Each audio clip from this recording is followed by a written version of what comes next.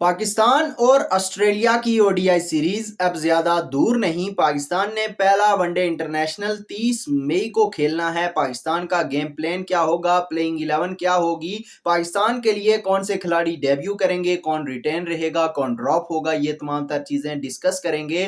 दूसरी जो चीज होगी वो ये है कि पाकिस्तान क्रिकेट बोर्ड को बिल आखिर ये ख्याल आ चुका कि हमें एक प्रॉपर बैटिंग जो कोच है उसकी जरूरत है और यहां पर एक बड़ा नाम होना चाहिए, क्योंकि बांग्लादेश में जिस तरीके से हमारे खिलाड़ी फ्लॉप हुए, उससे कबल भी फ्लॉप हो रहे थे, इस वक्त भी एक कोचिंग जो है बैटिंग कोच मौजूद है, मगर कुछ खातिर खा पाकिस्तान को फायदा हो नहीं रहा। इस हवाले से बात करेंगे। प्लस जो तीसरी और आखिरी चीज होगी वो ये होगी कि पाकिस्तान अब एक बड़े कोच को बाहर करने जा रहा है। एक तो बैटिंग कोच वो भी ऑलमोस्ट बाहर होंगे, प्लस एक मजीद कोच पाकिस्तान का बाहर होगा। इस हवाले से भी आपको बताएंगे। सबसे पहले अगर पाकिस्तान की प्लेइंग 11 गेम प्लान की बात की जाए, पाकिस्तान ने कुछ नए खिलाड़ियों को ऑस्ट्रेलिया के खिलाफ स्क्वाड में मुंतखब किया, जिनमें सरे फहरिस्त आपके रोहेल नज़ीर हैं, जिन्होंने डोमेस्टिक काफ़ी खेली। इसके अलावा मजीद बात करें, अरफात मिन्हाज को भी ओडीआई टीम में जगह दी गई है। बाकी भी कुछ नाम हैं, अलबत्ता अहमद दानियाल भी मेरे ख्याल में पहली दफ़ा ही आए हैं, शायद बांग्लादेश में भी थे कुछ इस तरीके से,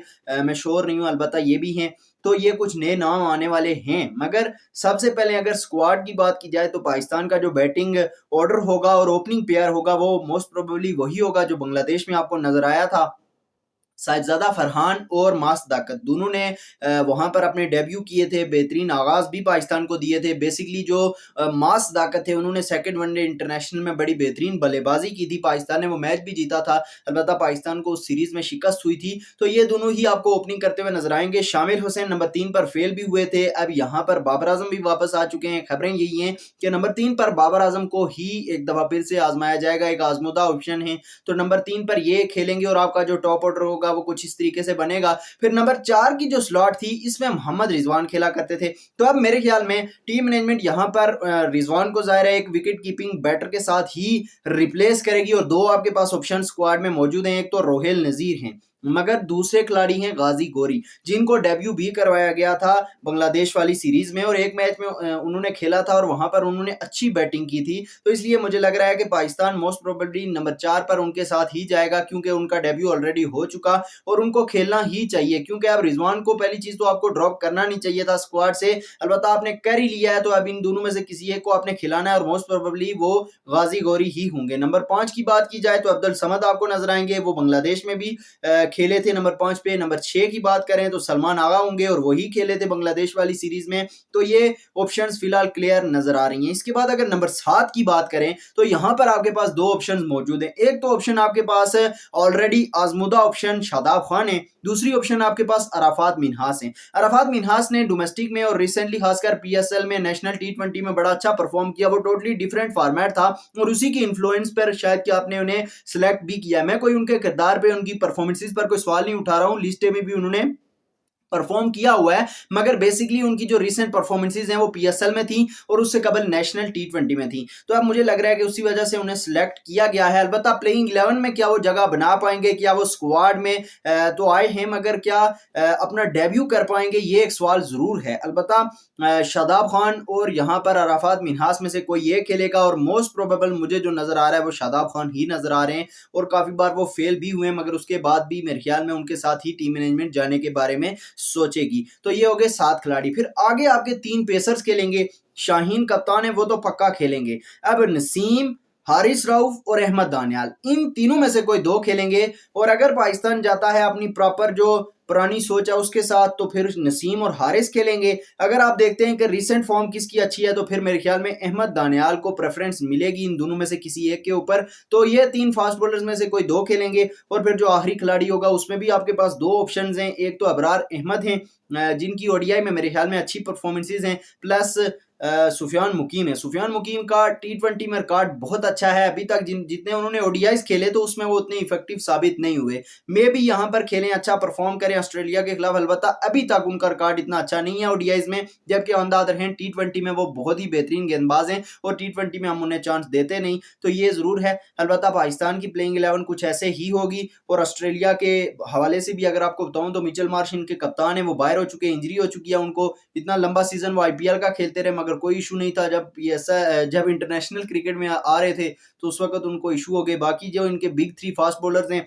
उनके हवाले से इनके जो हेड कोच मैकडरमट हैं, अभी रिसेंटली उन्होंने ये कहा कि हमारी तरफ से ये लोग मैकडोनल्ड हैं या पता नहीं क्या मैकडरमेट हैं, कुछ इस तरीके से इनके कोच जो हेड कोच हैं उनका ये कहना था कि हमारे फास्ट बॉलर्स का ये फैसला नहीं था कि हम ये सीरीज नहीं खेलेंगे, बल्कि ये फैसला टीम मैनेजमेंट का था ताकि हम अपने बॉलर्स को बचा सकें किसी भी किस्म की इंजरी से। तो ये उनका कहना था। बाकी ट्रेविस हेड और दूसरे तीसरे वो आईपीएल में मशगूल हैं तो वो लोग भी नहीं खेलेंगे।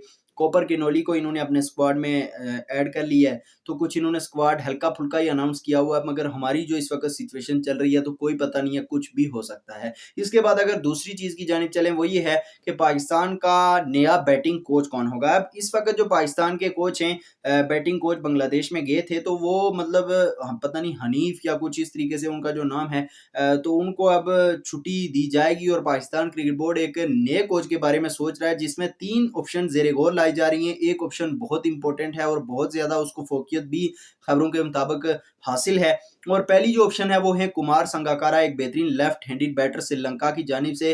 बहुत परफॉर्मेंसेज हैं उनकी, और अगर इनको पाकिस्तानी टीम का बैटिंग कोच बनाया जाता है तो मेरे ख्याल में ये एक बहुत अच्छा फैसला होगा, क्योंकि उनके अपने ट्रैक रिकॉर्ड काफ़ी अच्छे हैं और रिसेंटली पाकिस्तान के बैटर्स बहुत ख़राब बैटिंग कर रहे हैं। खासकर टेस्ट मैचेस में जिस तरीके से हमने देखा वो बहुत मायूस कुन परफॉर्मेंस थी। अच्छा खासा स्टार्ट मिलने के बाद बैटर्स खेल नहीं पा रहे, 50 करने के बाद उसको 100 में कन्वर्ट नहीं कर पा रहे, लूज शॉट्स खेल रहे हैं, सब कुछ हो रहा है। तो इसमें बैटिंग कोच काफ़ी ज़्यादा हेल्प कर सकता है, और अगर वो खुद इस किस्म का बैटर हो, एक लेजेंडरी, तो फिर उससे पाकिस्तानी बैटर्स को मजीद फायदा होगा। दूसरी जो ऑप्शन है वो है मैथ्यू हेडन, जिन्होंने 2022 के वर्ल्ड कप और 21 के वर्ल्ड कप के दौरान भी पाकिस्तान की कोचिंग की थी और एक मेंटोर के तौर पर उन्होंने पाकिस्तानी टीम को ज्वाइन किया था। दोनों इवेंट्स में पाकिस्तान जीत तो नहीं सका, मगर पाकिस्तान की जो जर्नी थी वो अच्छी रही थी अंडर बाबर आजम्स कैप्टनसी। तो ये सिचुएशन थी। इसके अलावा तीसरी जो ऑप्शन है वो है यूनुस खान, जिनको 2020 के इंग्लैंड टूर के दौरान भी कोच बनाया गया था और बैटिंग कोच ही थे जब मिसबाह उल हक हेड कोच थे। अलबत्ता मेरे ख्याल में उस वक्त उनको हटाना एक गलत फैसला था, क्योंकि उस वक्त पाकिस्तान की बैटिंग अच्छा कर रही थी।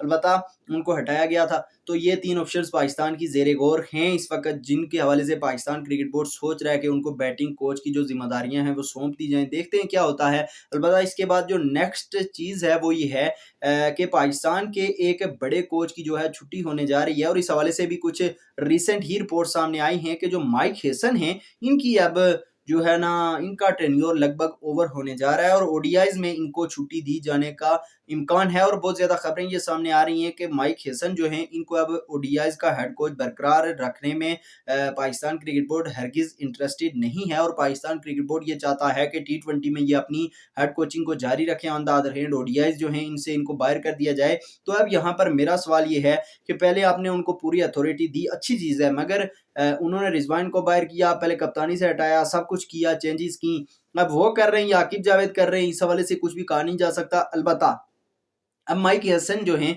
इनकी अंडर पाकिस्तान की इतनी कुछ खातर खा परफॉर्मेंसेज हैं नहीं ओडीआईज में, और टी20 में भी हम भारत से जिस तरीके से रेगुलर हारे और एशिया कप में हम अच्छा कर सकते थे, हम बाहर हुए, टी20 वर्ल्ड कप में हमने कुछ खातर खा नहीं किया।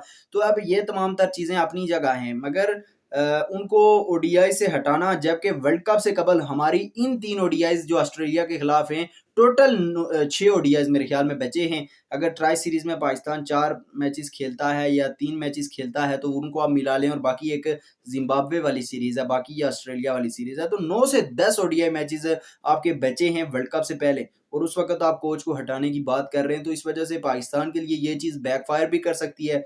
आपको नई ऑप्शन क्या मिलेगी ये भी एक देखने वाली बात होगी कि आप किसको हेड कोच फिर ओडीआईज में बनाएंगे। फिलहाल ये रिपोर्ट्स हैं, देखते हैं इस हवाले से मजीद क्या पेशरफ्त होती है। अलबत्ता ये खबरें सामने आ रही हैं कि ऑस्ट्रेलिया वाली सीरीज में माइक हेसन हेड कोच रहेंगे, जबकि उसके बाद उनको ओडीआई से छुट्टी दी जाएगी। फिलहाल ये देखना काफ़ी इंटरेस्टिंग होगा, क्योंकि पाकिस्तान क्रिकेट में आप कुछ भी एक्सपेक्ट नहीं कर सकते, कभी भी कुछ भी हो सकता है। ये एक इंडियन जिस तरीके से बॉलीवुड मूवी चल रही होती है वैसा ही कुछ इनकी सिचुएशन है क्रिकेट की। तो ये इसको तशबीह अगर दी जाए बॉलीवुड से तो कुछ गलत नहीं होगा। हर लम्हे आप प्रिडिक्ट कर ही नहीं सकते कि पाकिस्तान के क्रिकेट में क्या होगा और मैनेजमेंट में क्या होगा। ये तमाम तर चीज़ें प्रिडिक्ट करना काफ़ी ज़्यादा मुश्किल है। फिलहाल आपसे लेंगे इजाज़त। अल्लाह हाफ़िज़।